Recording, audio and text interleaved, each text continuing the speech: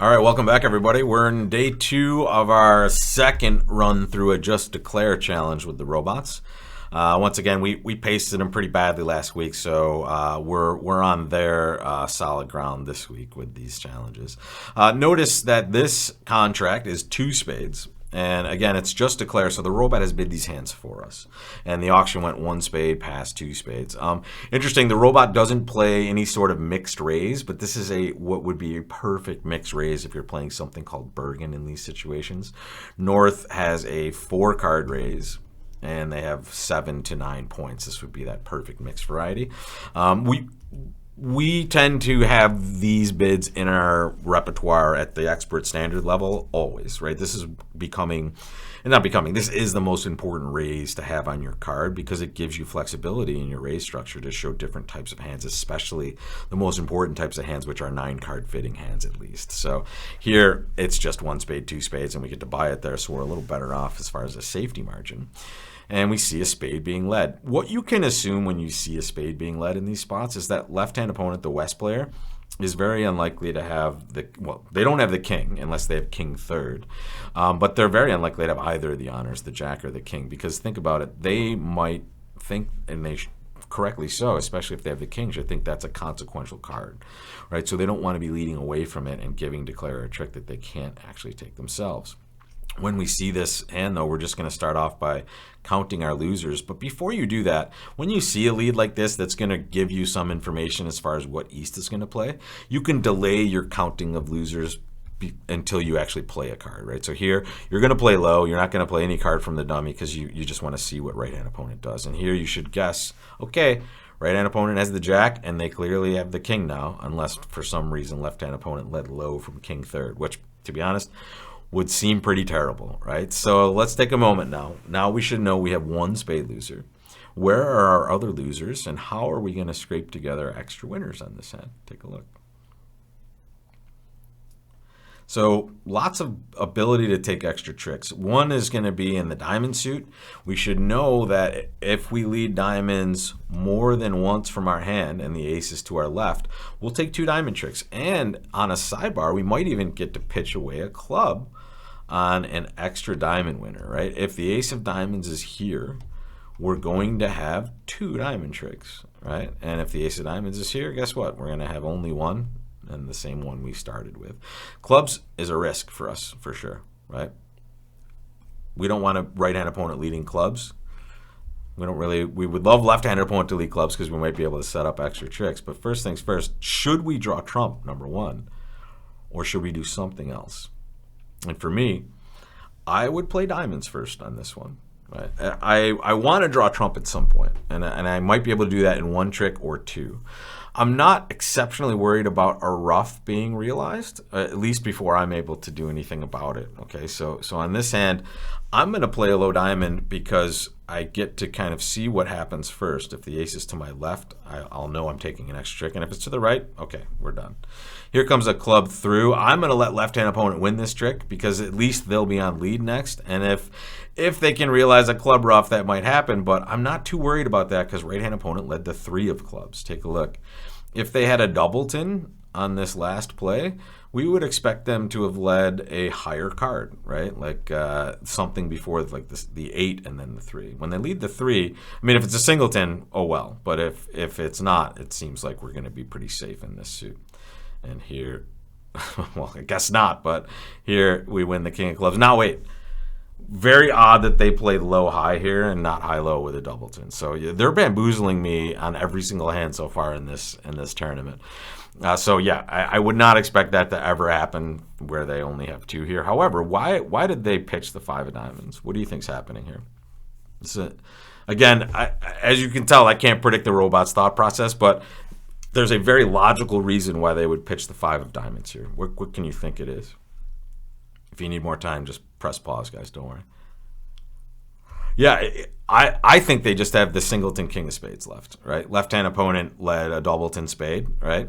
So they know they could ruff this club, but they're roughing with what's a natural trump trick. So I would be shocked when I draw trump now if I see right hand opponent with an extra spade. Here it is, right? So now there's the 5, and here comes the king. So yeah, they were ruffing with a natural trump deck, which by the way was a nice piece of luck for us. So we ended up escaping a potential bad ruff if they had a 3rd spade, and we're able to cut that in low. But here now they're leading the jack of hearts. Make your play. What are you going to do with this one? Yeah, ask yourself this: how would you play hearts? How would you play hearts if you were going to play it individually? The answer is you would take a heart finesse. So don't freak out when they do it for you, right?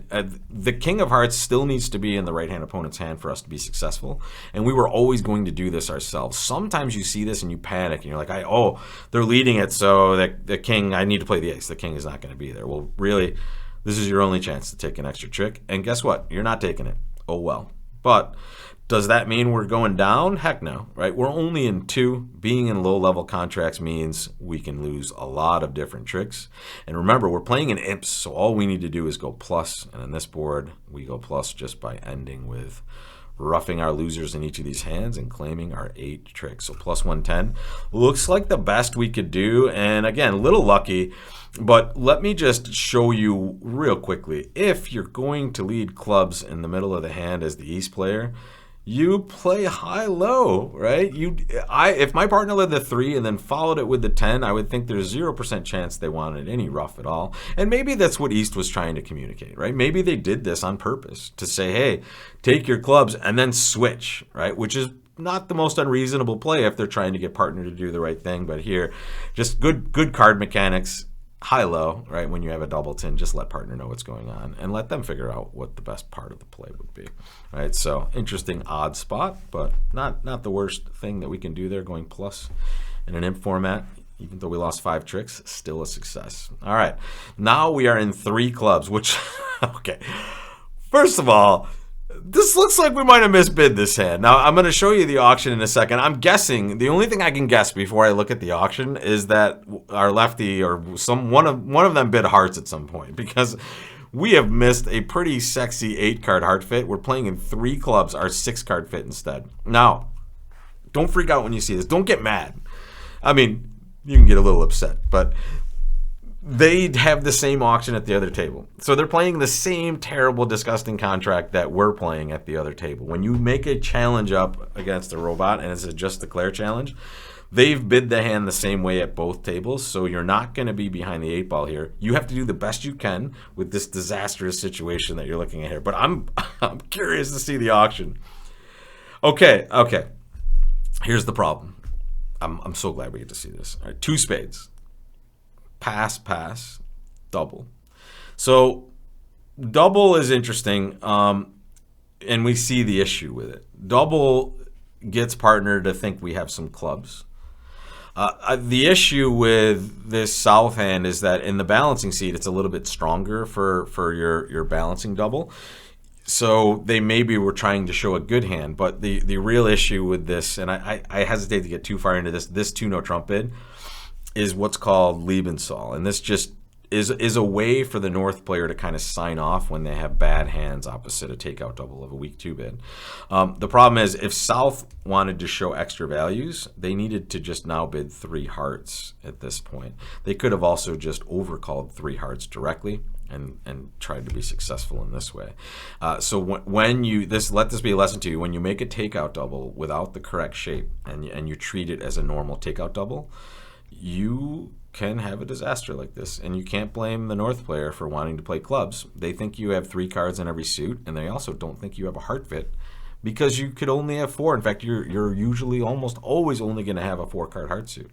It is so important to bid your majors that here, I think the robot just let this down. And also, let's talk about the extra values that they might think they have. This South player has King Jack 3rd of spades. How good of a holding is that on this auction? Considering, remember, left-hand opponent opened to 2 spades and first seat vulnerable. It's pretty worthless, guys. Right? That's likely 0 tricks over there. It might work out to 1 trick, especially if the opponents mistakenly lead that suit. We might take a trick with this hand.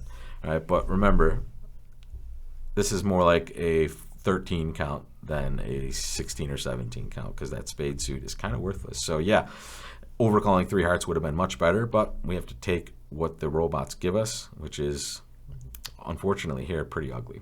But we're going to do the best we can. Here, the 8 of hearts is led. What does this look like, folks? What kind of lead is this? Lefty open 2 spades and led a heart. That's shortness, folks. Right? That is shortness for sure. We should, I mean, it could be a doubleton, but it's more likely to be a singleton. And we can say, okay, that means lefty has only 1 heart, which means righty has 4 of them, right? So we're going to win this. Is there any reason to do anything but draw trump? And usually we're trying to look if we're going to be trumping in the shorthand or we need to do any work there. Well, we only have 1 trump in the shorthand, and honestly, drawing trump might be a disaster anyway, but the faster we can get the trump out of the mix, if it's breaking somewhat evenly, the sooner we get to actually run hearts, right? And we do have a little bit of stoppers and spades, so we might be able to be successful if we can just get these out here. So take a peek. A little piece of information there. We played the jack of clubs, and right-hand opponent hopped up with the ace. So let's start putting West on a hand, folks. What does West have so far that we can determine? So this club to the jack should be an extra piece of information. Here's what I'm doing at the table. I am saying, okay, I should know they have the ace queen of spades, right? And I'll find out. I'll confirm that right after I play this one right here. I should also know they have the queen of clubs. All right, that's 8 points. They preempted, right? So they have about room for 2 more points at a maximum. So king of diamonds looks like it's likely there, right? And that's a card that we're certainly going to be looking for in the future. But here it looks like 8 points in my left-hand opponent's hand so far that I can account for. And here I'm going to force them to play one of those cards. There's the queen. And now I'm way more confident it's 8 at this point. And here they're taking a diamond finesse for us. We will like that. And now here comes the problem, right? We have to get over to dummy to draw another round of trump, or we want to at least. The real issue is, what's the only way over to that dummy right now? Yeah, it's a heart. And lefty is very likely to be short in that suit. So maybe we sneak this by. Maybe they don't trump it. Ooh, nice. They had a doubleton. We love that, right? So now we might be able to get a little bit of extra damage in here. There's club. Okay, the queen of clubs, not the best thing to look at, not the worst. Take a moment, though.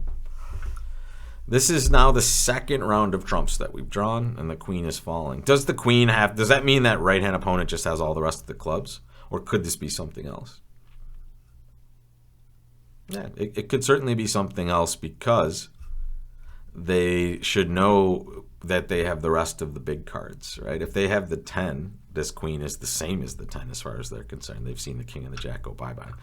So here, we don't know what's going on, but it would be pretty darn risky for us to play a club now, because if we did, and things were going very badly for us, playing a club would produce East just winning and drawing trump and then leading a spade through our position, which is a disaster. Now we're just going to lose a whole bunch of spades. So here, I'm going to hope that it is bad for us. I'm going to hope that lefty only has 2 clubs, which means I'm going to play a heart first, right? And I'm hoping that this survives. Right? And if it doesn't, not the end of the world. Now they play ace of spades, and now it looks like they're going to create a spade ruff for partner. Yeah, here it comes.